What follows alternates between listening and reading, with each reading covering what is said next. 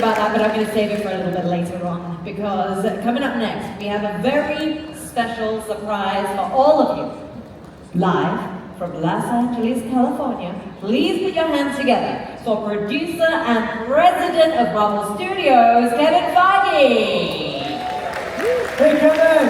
Hello! How are you? We are doing good. How are you guys feeling? Let's show some angel love, shall we?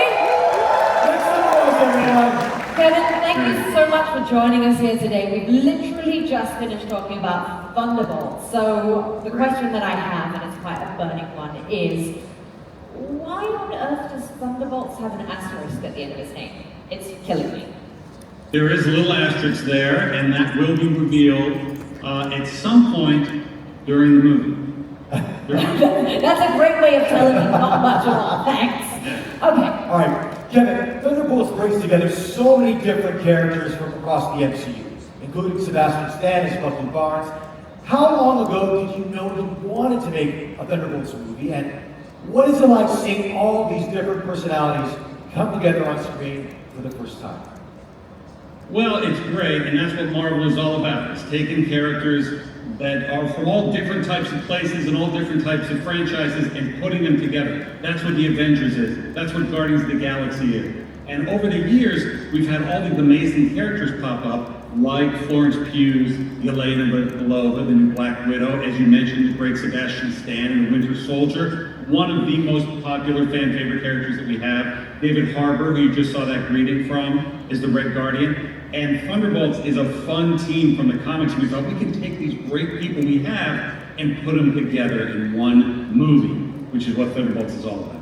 Incredible. Now, 2024 was obviously a huge year for Marvel Studios, most recently with the release of Deadpool and Wolverine on Disney+. Now, the movie is full of fan-favorite moments that have been shared time and time again. But looking back, when you first read the script, was there a particular scene or a particular moment that gave you goosebumps and you were like, I just can't wait to see this brought to life on the screen?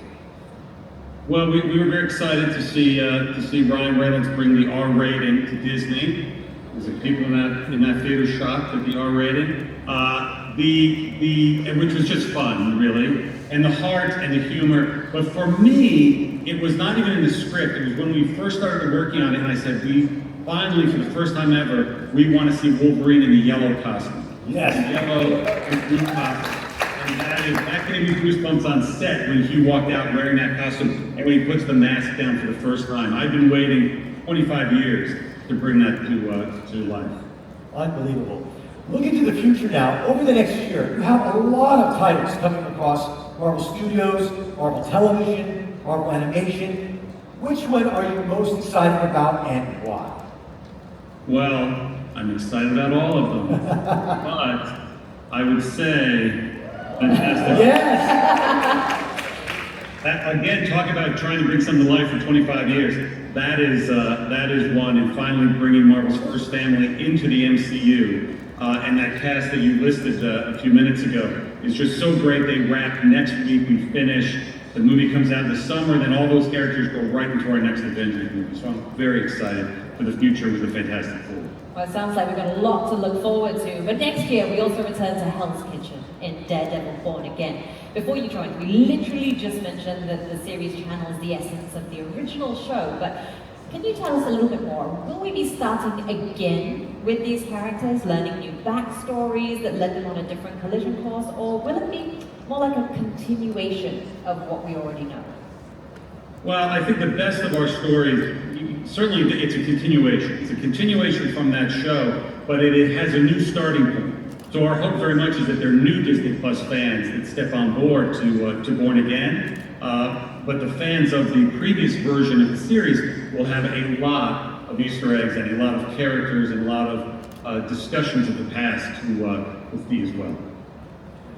Kevin, the latest trailer for Captain America: Brave New World looks so exciting. I mean, it's giving off these strong Cold War espionage vibes. What can you tell us about the movie, and more importantly, how is Cap meant to hold his own against the Red Hulk?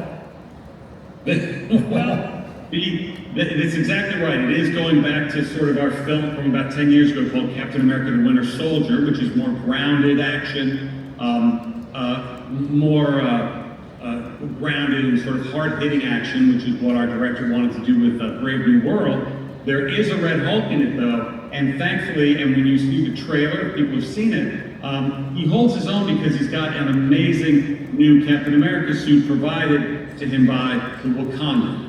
And as you know, the Wakandans are very, very good at making suits, so you can see him do all sorts of things with those wings. And the fact that Captain America flies now with these wings is also something very cool. I think we got a little bit of information right there. Just a little bit. All right. If we're looking into the distant future, then you have some of the biggest media and influencers in Asia gathered in this room, right, guys? What can you tell us about the future of Marvel in Asia? Pretty please. Well, listen, I think the future in the of Marvel in Asia is the future of Marvel in general. I mean, I think it's the movies you've talked about and mentioned. We've got at Marvel Animation, we have some amazing shows like the hit X-Men '97. We have a new Spider-Man animated series called The Friendly Neighborhood Spider-Man, which we're partnering with great animation studios in Japan and Korea. People may know I'm a huge Disney Parks fan, and some of the best Disney parks, maybe the best Disney parks, are there in Asia. And we've got a new Groot overlay coming to It's a Small World at Tokyo Disneyland next year. We've got a Spider-Man attraction coming to Shanghai Disneyland, and a new Avengers attraction coming to Hong Kong Disneyland. On the publishing side, Marvel Comics has been influenced, obviously, by manga and webtoons, and they've got some very successful collaborations coming together. One in Japan is Deadpool Samurai, which is very cool. Marvel Games has partnered with a lot of the game divisions in the region and will release Marvel Rivals in December. And right there in Singapore, as I'm sure many of you know, the Disney Adventure will be docked, the new Disney cruise ship, and that has a huge Marvel landing, it's called, a big Marvel section and area, which I can't wait to see myself. I'm excited about that. Okay, Kevin, one last question for you here. I mean, the Marvel's brought us beasts. The Multiverse of Madness showed us Professor X, and the new trailer for What If introduces Storm, and Deadpool and Wolverine showed us many different Wolverines. Henry Cavill. When are we going to see the X-Men properly enter the MCU? Well, as you said, I mean, it has already started, and certainly Deadpool and Wolverine was the biggest yet. I think you will see that continue into our next few movies, and some X-Men players that you might recognize.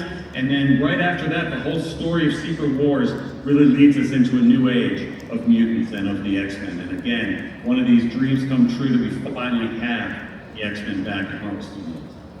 Kevin, thank you so much for joining us here today. Everyone, ladies and gentlemen, please put your hands together and thank the Maestro, Mr. Kevin Feige.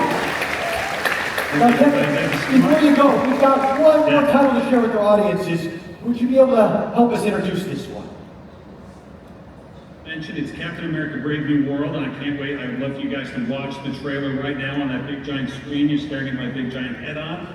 We are very excited about this movie, in large part because Harrison Ford enters the MCU, and the great Anthony Mackie, who is just a spectacular guy, a spectacular Captain America, an amazing actor, and he is awesome in this movie, which I can't wait to see. But right now, here's the trailer, and thank you so much, everybody. Thank you, Senator. Thank you.